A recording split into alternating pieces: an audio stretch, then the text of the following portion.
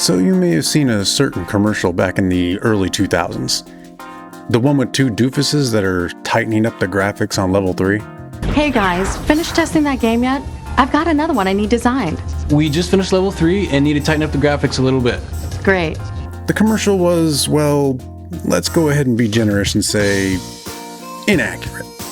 Like seriously, this thing is like 30 seconds long, and I think every other second it manages to get something incorrect about the game industry.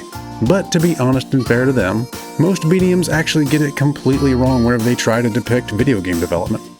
Whether it's movies like Grandma's Boy or television shows like Law & Order, game development is always depicted as some grungy and sad profession that only the emotionally stunted are interested in actually doing. That is the 47th card. Give me the rest of these. Give me the rest of these. She has the 47th card, you guys. Come to think of it, with some of the people I've met in this industry, that might not be 100% unfair, but let's say that for the sake of argument, they get it completely wrong the vast majority of the time, and I'm here to try and dispel some of those myths and rumors that you hear about video game development. But anyway, my name is Daniel Campbell. Welcome to the Game Tester Academy, the only show on the internet hosted by a man who was deemed too disruptive for a Waffle House. If you've ever been asked to leave a Waffle House, you know maybe it's time to go home.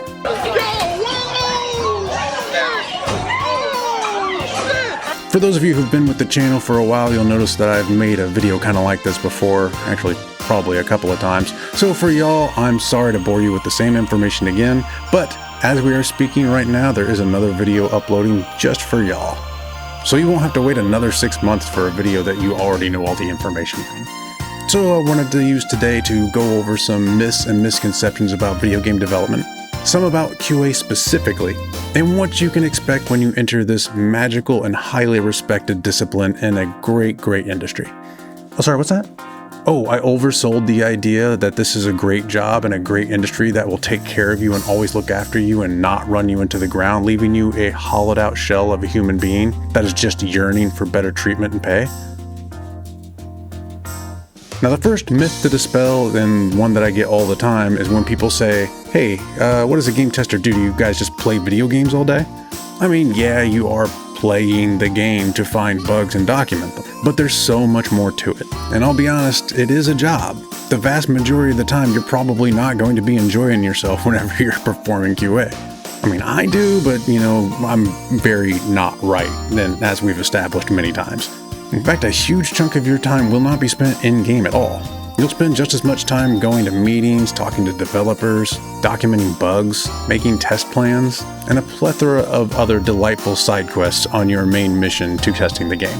Please, clients. Oh my god, kill me. So yeah, you may be playing the game some, but you're playing the same levels over and over again, playing in ways that you really wouldn't whenever you were at home because you're a tester, you're not a play tester. That sounds confusing, but don't worry, we'll get to that at some point. Now, the second big myth I'd like to tackle is that you require some kind of special education or certification to be able to do this job. First of all, look at me. Do I look like the kind of guy who has like a master's degree or something? When I started testing games, all I had was a high school diploma. I may have a little bit more now, but I got the job whenever all I had was just my high school degree. And to the surprise of nobody, I barely earned that, so... Stupid! You're so stupid! So no, you don't need any kind of special degree or certification to do this job. Now, there's a few places that do offer courses that sort of teach you how to become a game tester, and for all I know, they're fantastic resources for learning this trade. But I personally have never taken one.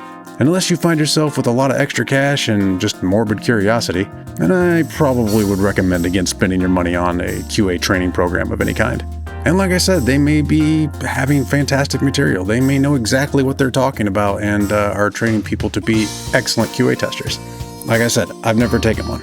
And that brings me to another important myth that I would really like to get dispelled. There is no hard rule set for what we do in QA. Yes, we have absolutely adapted the procedures of other software development quality assurance departments, and I think that's actually a really good thing. But there is no set-in-stone established procedure for how to do this job. And to be honest, that's one of the primary reasons I wanted to create this channel. I really care about this profession and its place in the industry. I would love to see us create standardized procedures for QA training and education.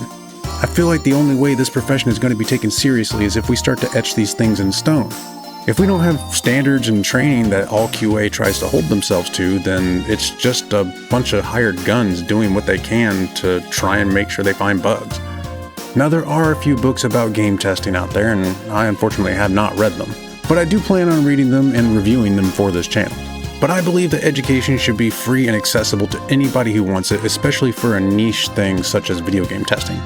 That's why I try to do my best to remove as many barriers as possible between the education and the people wanting to learn the subject. And my undying respect for this profession is exactly why I try to make all of my knowledge free and accessible to anybody who wants it. So while there are books and programs and stuff like that you can dive into, not all of them are as easily accessible as I think they should be. And since I got tired of waiting for somebody else to make a YouTube series about video game testing, decided to make it myself. Now, there might be some out there and I just haven't seen them. That's very possible. YouTube is a really big place. So if you have seen some other video game QA related stuff, leave in the comments below. I'd love to check it out. The next myth on the list, this is a good one. QA isn't as important as other disciplines. This sounds outlandish to most of us because we all know how important QA can be. But heck, I've heard this from other developers even. Hold up, wait a minute, something ain't right. The belief that QA is any less important than any other discipline is really misguided. To be honest, QA probably has a bigger impact on the project as a whole than most other disciplines. Now, all disciplines should be respected for their contribution to the project, but QA doesn't really get a lot of credit. Because honestly, whenever QA is doing their job really well, you probably won't notice that much. It's like if someone's job is to remove roadkill from the road. When they're doing their job, there's nothing there. But when they're not doing their job, you sure notice all the dead carcasses piling up along the highway. That was a bit of a macabre metaphor, but I think it fits still. But QA doesn't just touch audio, they don't just touch design, they don't just touch art. We actually are where the rubber meets the road. We test the entire game. It's one thing for a designer to look at a mission in editor and think that it looks perfect and flawless. But once you get into the actual game and all the systems are running at the same time and there's just 1,000 different variables going, that's where the rubber meets the road. That's where QA operates. We poke at the game, make sure it doesn't fall apart. We give it a squeeze, maybe punch it a little bit, do some penetration testing. Now, we don't usually do that very much, but I just wanted to say the word penetration when it came to my job description. Why are you the way that you are? But if you need evidence for how much impact QA has on a project, you really don't need to look much further than game reviews. Think back to the last review that you read or watched of a game that was reviewed poorly. And all that's left is a buggy mess of systemic designs that never seems to work together and regularly contradicts itself. Not since The Elder Scrolls V Skyrim have I played a game that is riddled with so many graphical bugs at launch. The danger of entering a seedy bar loses its bite when one of its patrons stands motionless in a T-pose.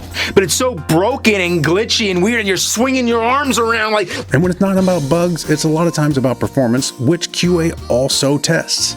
It performs so poorly that it makes combat, driving, and what is otherwise a mastercraft of storytelling legitimately difficult to look at.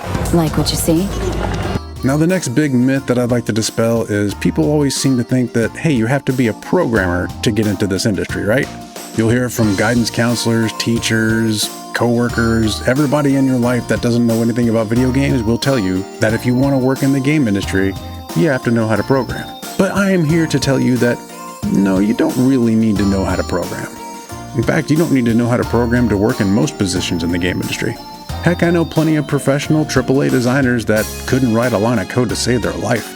Now, all that being said, knowing how to program, or at least the basics of it, can really, really help. So up until recently in the industry, you could really just kind of get away with getting into your role and having a bunch of soft skills. So not really technical skills, but, know-how, institutional knowledge, that kind of thing. Those are all really important. But any more employers are going to start asking that you have a more hard technical skill to stand out from the rest of the crowd. And knowing how to program can really help with that. But no, you don't have to know how to program. Oh, me? Can I program? Kinda.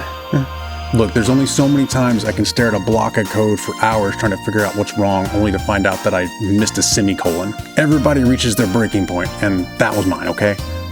So at some point I will go over the basics of how programs communicate and how you can kind of learn the ins and outs, the very basic foundation of how programming works. And don't run, I promise it's not that big a deal.